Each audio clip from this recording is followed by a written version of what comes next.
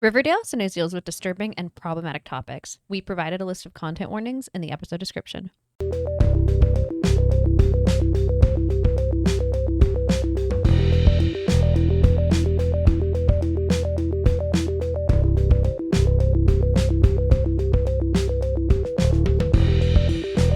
Hello and welcome to Dead Ends. I'm Emily. I'm Brenton. And we have two new for you, maybe, unless you watched this before, episodes of Riverdale.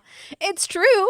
It's true. You know, some of you might have watched it. Some of you might be impatient and have gotten ahead to see what happened to Jughead, what the vibes are, what's going on. And I respect that. I have no patience. Yeah, I was going to say, because you would do that. I read through to the end of the book for book club 9 times out of 10 if I like the book. Mm-hmm.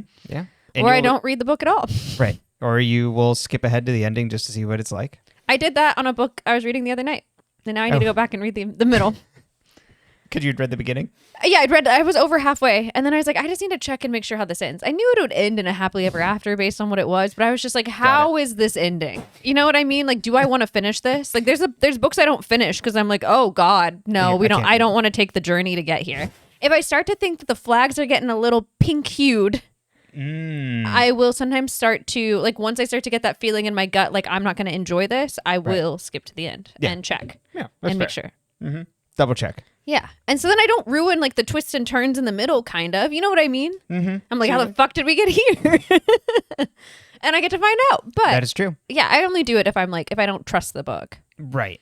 Or if I'm really impatient. But usually it's if I don't trust the book. Mm-hmm. That you're like, will I drop this or not? Yeah. Is this going to, like, annoy and bother? Like, I'm not sure if I want to finish this. Yeah. That makes sense. Yeah. Thank you. I'm logical sometimes. Yeah. You know, as a woman. That's not my stance. Now, sometimes that's Riverdale's stance. Yeah. It is, huh? It is. Except not for Betty. No, Betty's not like other girls. No. But she's the girl next door. And even Donna, even though she's wrong, quite wrong, but is also right. But it's calculated. Totally. Yeah, she had a reason. Mm-hmm. I don't like the journey, but she had a reason. Yep.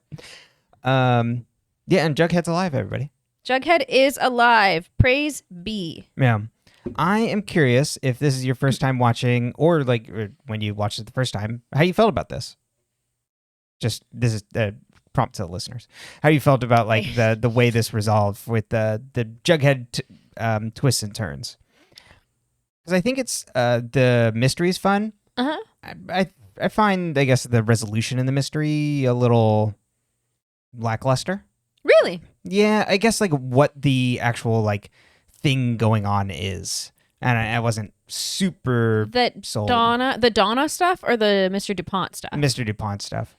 Okay, because we'll get to that in the next episode. We can kind of talk about everyone's motives. Yeah. Mm-hmm. Like in this episode of the podcast, in the next episode of the show. Yeah, because I think a lot of it too is there's so many. It's really fun to think when there's so many things going on in the mystery that sometimes the reveals just kind of doesn't quite hit it. I think there's a lot of mysteries are way more fun. The mystery is way more fun than the resolution. Totally. Because you've finally taken the wind out of the sails. It's just not that. We enjoy the adrenaline, the twist and turn of it all. So once it's laid out for you, you're like, oh. Yeah. It's okay. Now I'm here. Yeah. Yeah. Oh, exactly. And we can talk more about that in the second episode, I guess, how that goes. But it is also interesting too that this. I made a comment that this is many episodes before the season finale. The original planned season finale would have been in 6 episodes. Mm-hmm. The abbreviated one is in 3 episodes, but that's a good distance. You know? This is more like not quite a mid-season finale, but just like a. Yeah, that they tie all this up. It's kind of like when we covered Veronica Mars, season 3, where it has I think it's the middle of it. Has its own plot line. Yeah, exactly. They resolve the campus rapist mystery, and then it was just kind of other stuff going on for the rest of the season. Mm-hmm. And that I can't remember what the rest of happens in season 4, but I think that's kind of what we're going to be dealing with. Well, I think we're going back to the video. Remember the person who was dropping off videotapes? Right. Which is funny because they've just dropped off videotapes, but there's been nothing else. So Yeah. I'm assuming we'll get a ramp up. I can't quite remember, but Well, yeah. Well, should we get into our first episode then? yeah. All right. Oh, Do you have any cast? no, I don't. But I guess it'll work in here. The chapter 73, our second episode, is the last episode before the set got shut down. Okay. Yeah. So then the episodes after that aired about a month later. So when the set got shut down, they had filmed 3 more, but hadn't finished the rest of the 3. So after this episode, everyone has to go on TikTok and do the renegade dance. That's right. Fire up your Or Nintendo Switch. Get back on Animal Crossing. Get back on Animal Crossing. There's a couple other songs that were like really big on TikTok at the time. Mm-hmm. See, I was already on TikTok before the pandemic, so I was very in the in crowd. And now I'm gone. I don't use it anymore. We don't believe in state-owned media like that. Yeah. Uh-huh. Like that, you know. Exactly. The specific scenarios in which TikTok is now owned is It's a scary. bad vibe. Yeah. I don't really. We don't want those people having our data. No, I deleted it a while ago because they were like, "It's gonna shut down. It's not gonna shut down. It's gonna shut down." And then when the CEO was like, "Thank you, Mr. Trump or President Trump," With and that I was big message on. yeah, and I was like, "Oh, it's a propaganda machine," which we knew, but like when they make it so obvious, you don't want to play anymore. Yeah. I wanted plausible deniability for a little longer. Didn't get that, so Exactly. we abandoned TikTok. Yeah. And So now I just sing, which is probably better for my brain in many ways. But now I do still have songs from the first, 4 or 5 years of TikTok just wedged into my brain. Yeah. That's probably enough short clips for a lifetime. Absolutely. Still be doing Renegade in your 80s. Exactly. I could never actually do Renegade. I never learned it. I tried to learn a different one. I don't remember what the song was, though. There was a couple I tried to learn. I was not very successful. As in, like, I never filmed myself doing them. Right. As in, I never got the choreography down. I was a ballerina. I was not whatever style of dance TikTok would be. Right, Commercial? More like commercial dance? Yeah. Sure. Yeah. I'll take that. Like, commercial dance is like how, like, also like background dancers and stuff like that. Mm-hmm. I mean, a lot of them have other styles under there. But like, no, I don't think there's a lot of people that don't have a wide breadth of dance experience when they're dancing professionally. Yeah, exactly. But anyways. Shall we Riverdale? All right, so chapter 72, To Die For. The title of the episode refers to the 1995 mockumentary, what they call it, mockumentary, black comedy, by Gus Van Sant, starring Nicole Kidman. So it's funny, the trivia, whether they put as a woman suffering from narcissistic personality disorder. But what it's actually about is I guess kind of like mystery black comedy of a woman who's like wants to be famous, and she's a reporter on TV and wants to be, super famous on TV. Her like husband dies under some mysterious circumstances. She gets arrested. And then the format is like there'll be like mockumentary style interviews, and where she'll like also speak directly to camera, like break the fourth wall. It sounded like a fun time. Yeah. So I think similar to what Alice is doing here, where it's like a documentary style, but within like the TV show. I think that's what it's kind of, playing with. Anyways, on to the recap. We start. The episode starts with the title card of just a quote from Jughead. Life's not an Agatha Christie novel. It's a lot messier. To which I go, oh, so we're saying this is going to be a poorly explained plot line. Like, don't hold us up to Agatha Christie, but like, there'll be some twists and turns. Yeah, we're going to play murder mystery, but like not like that. Yeah. And then so the Jones Cooper household sit quiet at the breakfast table when the phone rings and Betty answers, and she cries after hanging up the phone. Afterwards, we see Alice is filming her in an interview and ask her about the call, and Betty said it was Yale, and they had a spot that opened up and wanted her to fill it, so which she then believes it was Jughead's spot. Which is crazy. Like, did they just go like, who else lives at the same address that applied?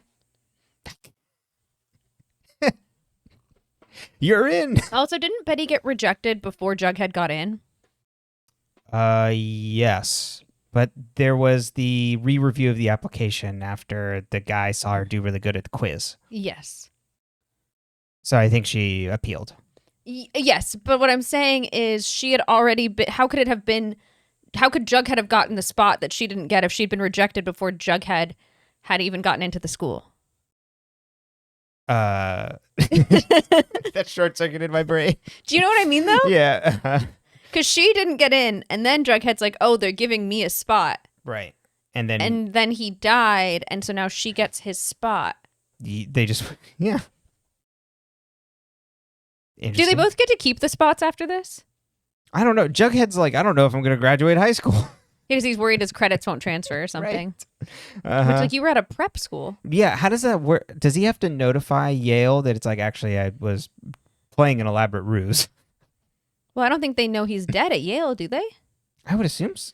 How? Like, do you think FP called Yale? I guess so. Maybe news wouldn't have gotten back to Yale. How does that work?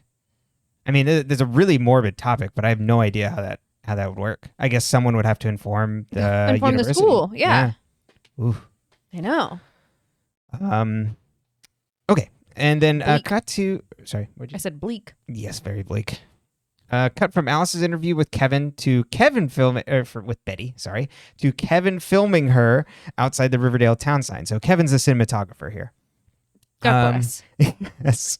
That Alice is like, you boy, you will film my documentary. I need an intern. That's right. Oh yeah, he's not getting paid. Long hours too. She recaps Jughead's death and the investigation, and we find out that she's filming a documentary on Jughead's death called "Murder in a Small Town." I gotta say, Alice, you could have come up with a better title. That's a little vague. So now we know Riverdale's a small town. They've always kind of said it, but then I never believed it after it was like the South Side and all these other things, and they run away and then find another town that's also Riverdale ? That Hiram owns and makes Jingle Jangle out of. Alice interviews Nana Rose and is like, when did the darkness take over the town? And she's like, it was poured in blood and bathed in it ever since. I'm so glad they pulled in. It's like, yes, we're going to get Nana Rose to really cement this story. Cheryl gives Betty condolences for Jughead's death at Pops, and Cheryl makes Betty promise that she won't take her own life. Betty promises, and Cheryl says, okay, well, I'm going to be your constant shadow anyway. And then Betty's like, oh, fine, okay, you can come with me. Betty packs... Also, Cheryl calls Betty and Jughead the Hamlet and Ophelia of the school. And we know, thanks to Taylor Swift, or those of us that took Shakespeare classes, right, about Ophelia. Mm-hmm. And how she either killed herself or drowned. Presumably, she killed herself. You know, it's kind of the narrative they're going with. So it's just, I thought that was funny. Cheryl's just like, you're going to kill yourself. So I tried it. I tried to drown. You're going to try to drown. I can't let you out of my sight. Which I think is very sweet in a Cheryl way. It is. It's also a Cheryl way. So she's like, let me take this morbid story and make it about me. Exactly. And then I'm going to be on you like a hawk. Uh-huh. Betty packs Jughead's stuff at Stonewall, and she pockets a quill and skull pin. Brett enters, and we see it's the scene. So this episode, we get a lot of the scenes that they were flash forwarding to throughout the season. So this is the one where Brett comes in, and he's like, well, Forsythe's not going to Yale, so I'll see you in New Haven. Betty grabs the box of stuff and stops by Donna's room. Veronica and Archie have sex at the Pembroke, and then Veronica interrupts, and it's like, we're both worried about Betty's plan, aren't we? And he's like, yes. Hermosa walks into the room, and they are upset. She called Barnard and found out Veronica's acceptance is under investigation. She can't wait to find out and tell Hiram about it. Alice interviews FP about the investigation. Jughead was killed by blunt force trauma to the head, and then FP has a new lead and is waiting on a warrant. Brett stops Donna in the hallway because FP is apparently searching her room. FP says he got an anonymous tip that she has something that belongs to Jughead and finds Jughead's quill and skull pin. Donna says Jughead must have threw the pin in our faces when he got expelled, and like, I would have come forward, but I'm afraid of Betty and what she'd do. Brett and her apparently went into the woods on the night that Jughead died to go hook up, and they saw Betty standing over Jughead with a rock, and Archie and Veronica were there too. And Effie's like, who else can back up this story? And she's like, Brett. Yes, who I want to believe.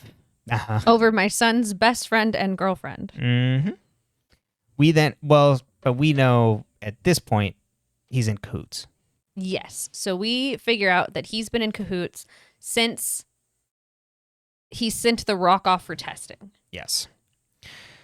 We then see the scene where the three main characters get arrested in class. As they get escorted out, Betty's like, we knew the Stonies would do this, and this is where they'll start tripping up. Alice interviews Pop, and he says it's been tough seeing so much violence lately. The three main characters are in lockup, and FP says he'll interview them one at a time.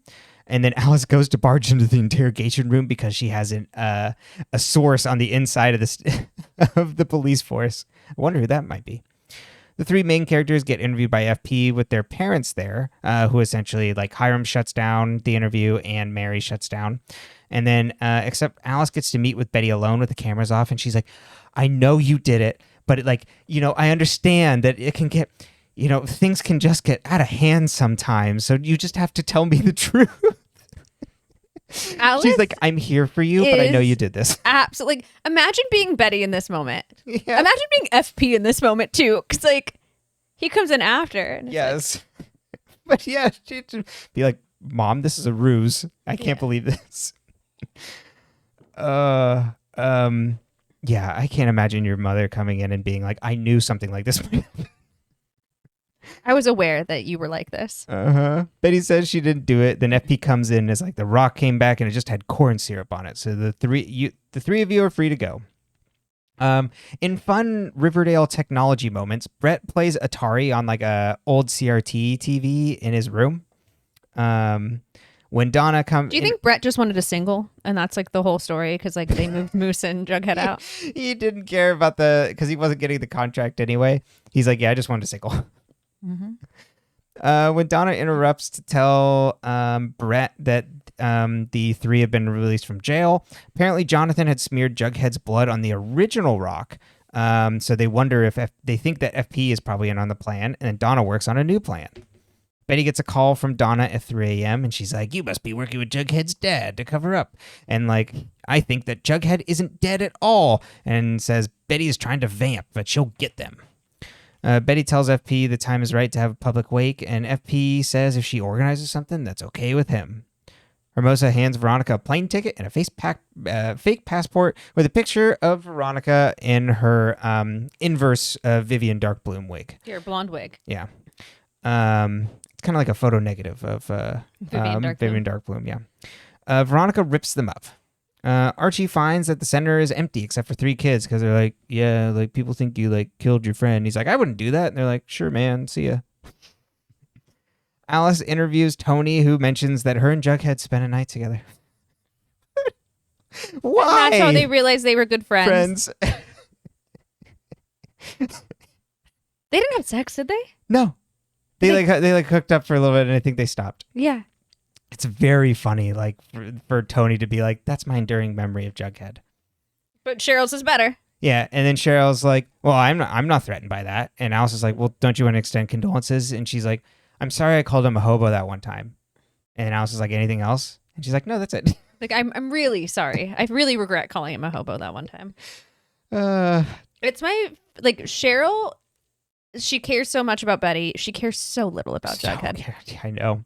She doesn't care about Jughead in regards to Tony. She doesn't care about Jughead. She only cares about the women in her life. Oh, yeah. Absolutely. And I love that. Yeah. Honestly, yeah. Jughead can do his own thing. Same with Archie. Yeah, who cares? This does, I feel like, give away the tone of this episode, that if you were curious about if Jughead was dead, I feel like stuff like that, you'd be like, oh, he's not dead. He's not dead because Cheryl is saying things like that. Mm-hmm. Even though Cheryl doesn't know that he's not dead. Yeah. If the show was taking a more somber tone. Exactly. Yeah, they would if he was actually dead.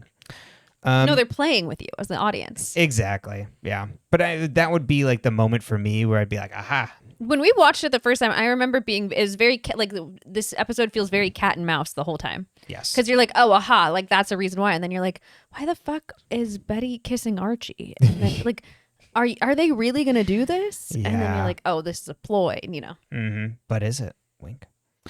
I send a kissy face to all my friends when I say goodnight. Good and night. that's very on brand for me. That's right. But I do, though. are you? Yeah. Jughead's wake and Sweet Pea is back.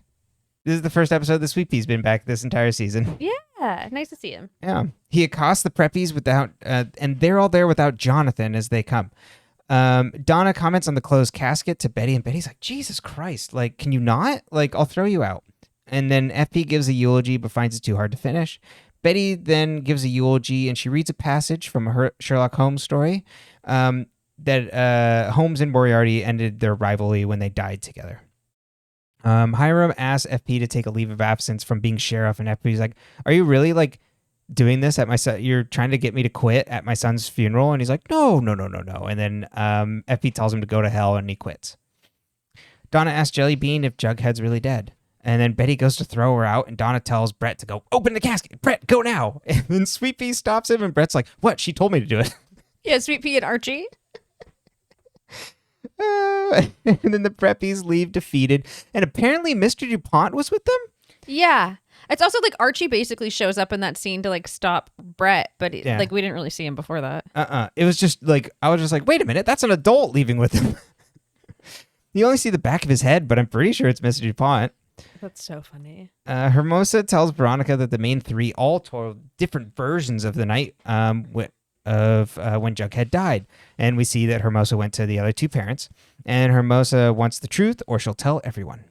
Kevin asked Betty if Jughead is alive, and apparently people are saying this after Donna was spreading it at the funeral. I will have to say Hermosa's thing is really weak in the sense that like she's like, you all told your parents different things. And I'm like, they couldn't have gone swimming, had things spilled on them, and like had a toga party. Mm-hmm. Like, that was all correct. Yeah.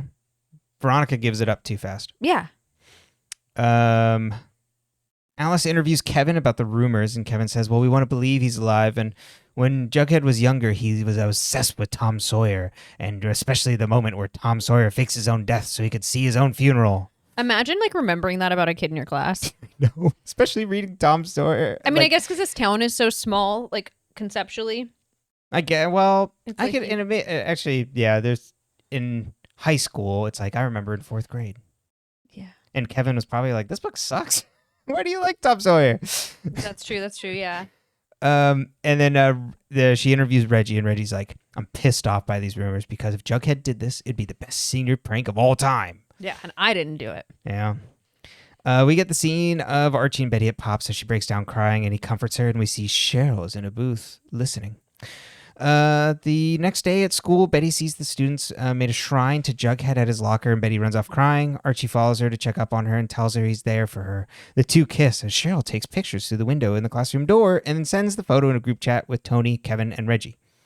Cheryl shows Veronica the photo of Betty and Archie, and Veronica stomps into the student lounge and accosts the two of them and tells Archie that he must take all his women to the music room. Her, Josie, and Mrs. Grundy. To which Kevin's like, huh? The fact that she drops that in the student lounge is so good. It's so good. It's like, you're really going to fucking do this to me? I'm not going to keep any secrets about this teacher that you were hooking up with. It's so funny, too, because, like, that was a political... Like, she made that choice. Oh, yeah. Like, she didn't have to make that choice. Do you think when they're in the debrief after this, it was just like, hey, Veronica, that was really good pretending, but, like, Jesus, you didn't need to tell everybody that. Or do you think she told them? Like, she was like, I'm bringing all of it. So that then it's like... Yeah, maybe. Or maybe Archie told her, like, to make it more believable. Archie's just like, Jesus. Like, I'm not exactly proud of that. Veronica's like, we need the shock to be real. I know what bomb I'll drop. That's right. Well, but they forget. I don't know if you ever hooked up with her in the music room. What was her name? Oh, yeah. Josie's friend. Yeah. Oh, in God. the first season. Yeah. She has a name. Yeah. We'll have to come back around on that one. Yeah. Because they got rid of her. Yep. She just got cast off. Melody? Yes. Yeah, I think so. Melody or Melanie? I think Melody. I think Melody. Let's see. Riverdale? Riverdale Melody. It's going to be a song. Nope, wrong one. Oh, who's I Melody? believe a different pussycat. Really? Yeah. Okay. Who else is in the Pussycats? I know, we need to figure this out. All right. Pause. What was her name? Valerie. Valerie. That makes sense. Sorry, Valerie. Yeah, we apologize, Valerie. They wrote you off, and so did we, apparently. And so did Veronica. I know. Yeah, Veronica's not even thinking of her. Gets transferred to another school, and it's like she died. Or just disappeared, actually. Betty says it's her fault, and Veronica tells them both to burn in hell, and Tony sitting on the couch is like, that's right, you tell him. It's so good. Alice interviews Kevin about Betty and Archie dating, and he's like, well, some of us Barchie stands can finally come out of the closet, and we've been waiting for this to happen because Bughead shouldn't have happened. And He I'm didn't like, say that. He said that there are people that think that. Oh, and that's she right. asks him, oh, are you sound like you're one of those. And he's like, no, I'm just Team Betty. Mm-hmm. Yeah. I was like, don't you put words in Kevin's mouth. That's right. And they're putting the fandom's word is in Exactly. And I'm not saying that Kevin wasn't lying there, but what I am saying is that that's not what he said. Mm-hmm. No, that's very fair. Thank you. I think it's very important to be fair to Kevin. He, in season 1 and 2, is one of my favorite characters. Yeah, and then just pew. And then he says if Betty and Archie are dating, then Jughead is definitely dead. Donna visits Betty at the Blue and Gold after school, and she's like, what the hell are you doing here? Also, Donna's wearing like a suit. Yeah. She dresses nice. She dresses so funny. Donna says she's working on finding where Jughead is and that Betty and Jughead must stay close together because I saw that sex tape. You couldn't go 2 minutes without, like, hooking up, you horn dogs. Donna is so fucking weird about this sex tape. I'm like, that's such a weird way to, like, jump to conclusions. Donna is really weird about this sex tape. I saw you guys have good sex, so you can't go without each other. Yeah, these teenagers were having sex. Oh, it's weird. It's weird. It's weird. I mean, it's not, Donna's reaction is weird. Donna's whole existence is weird. Yes. Alice interviews Betty about Donna following her, and Betty's like, well, I had been visiting Dilton's bunker lately. Apparently she'd go buy Pops for dinner and head to the bunker, and we see Donna follow her and inside the bunker, and then she finds Archie and Betty hooking up. In the interview, Alice asks how long they've been hooking up there, and Betty says, I need to tell you something off the record, Mother. Cut to Alice speaking directly to the camera, and she's like, actually, this is a story about friendship and conspiracy. And when this turns into a highly sophisticated cover-up, they chose to bring in Alice at a good time later down the road. They knew they couldn't bring her in early. No. Archie and Veronica talk about the cover-up working well, and Veronica asks Archie if it was just pretend with Betty, and he's like, you're the only girl for me. Bughead are both in the bunker because Jughead's alive. Apparently it's only been a week. Jughead's like, that's a long week. Well, he hasn't seen the sun. Yeah. Betty says, I'm saying there's a lot that happens in this week. Betty says Donna will start doubting herself and she'll start making mistakes. Jughead's like, well, hopefully they won't come to try and finish me off. Apparently the Beanie cushioned the blow from the rock. I remembered this specifically because it made me laugh so hard. That he got so lucky. He got beaned, but the beanie saved him. That's right. Might be the title of the episode. Betty gives him a new beanie because she's stress knitted. And then Jughead... She taught herself to knit this week. Yeah. When did she have the time? What do you mean? For the So 36 hours that she thought he was dead. Oh, that's true. Or was worried he might die. Yeah. Betty gives him a new beanie. Oh, yeah. I want to know, so in that 36 hours where he didn't wake up, was he with Charles? Or was he in the bunker? It seems like he was being taken care of by some sort of doctors. So I assume Charles's peoples. So did Charles then move him to the bunker? We don't get all the logistics. No. And I understand that there's a limited amount of time to show us everything, but I am like, how are we getting from point A to point B? Mm-hmm. Yeah. Loose ends here for sure. Totally. Potentially dead ends. Anyways. Needs the haircut. Jughead. Oh, wait, sorry. Jughead asks if telling Alice was a good idea. Betty says everyone knows. Everyone knows pretty much. She reassures him that she was only pretending with Archie. Alice interviews Veronica about her freaking out about Archie and Betty. Veronica's like, I gave an amazing performance, and I trust the two of them. Archie gets a text from Betty thanking him and is like, hope I'm not a bad kisser. Wink. And then Archie goes to reply and erases, happy to do that anytime. He's like, whoops. You were great. Happy to do that anytime. Yeah. And then he just puts, you were great. LOL. And then they both send kissy face emojis and goodnight. Alice interviews the three on... Yep. Alice interviews the three on why they went to such lengths to pretend Jughead died. And Betty's like, well, they're coming after me and they should be breaking at any moment now.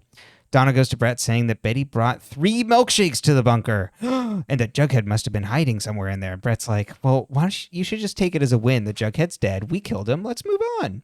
And Donna slaps him and is like, don't you ever talk back to me. We have a job to finish. And if you undermine me again, you'll go the way of Jonathon. May he rest in peace? Jonathon killed off screen. Hermosa tells Veronica she went digging and gives her an envelope. And then Hermosa was digging into the preppies on behalf of Veronica. And she says Donna Sweet is actually ... And then Jughead and Betty are like, oh, this is it. And Jughead's like, this is how we take them down once and for all. The end. Okay.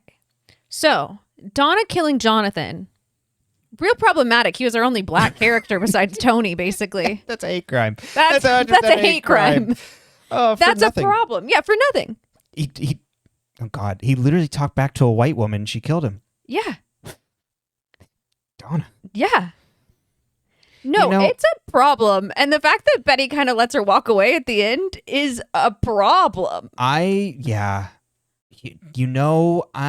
love a woman who is, woman's wrongs. Yeah. But good Lord, Donna, I can't. If they had told follow you. This whole narrative from Donna's perspective and like her grandma being killed and like that whole thing, like you might be able to get more behind the story because you're more in Donna's corner. But because you are never in Donna's corner on the show, you can't quite support it. The like Netflix prestige TV version of this that's like 10 episodes would have had an episode of Just little Donna's. Donna. Yeah. And like growing up and all that stuff. And it would have been like right before the finale. Yeah. But also don't have her kill Jonathon. Why did you do that? Did the actor leave? Yeah, maybe he like just left. Yeah, and so they're like, Donna killed him. But I mean, this feels like maybe it was an active choice. Yeah, I don't know. It's weird. Okay, so I have some other questions. One, how does Brett know Betty got into Yale? Yeah, that would be like red. Well, I mean, she can't act on it, but I mean, I don't know what you would do with that information. But how did he find out? Yeah, little snoop. Also, FP being like, fine, Hiram, I quit. That feels like it could be a problem on this case, no, FP. No, that's not what you do. Especially after the world we live in, sitting in for a year, where it's like, I can't go along with this administration. I'm leaving. And it's like, but you need people to gum up the gears because they're just going to fill it with worse people. Yeah, exactly.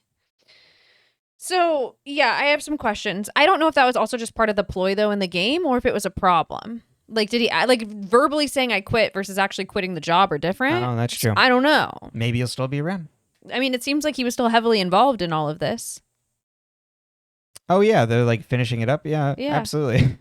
He's there when they're going through the house and everything, and the tapes and everything. He gave 2 weeks' notice. Oh, that was very polite. Yeah. That was very polite. He's making sure the handoff is good. He's training his replacement.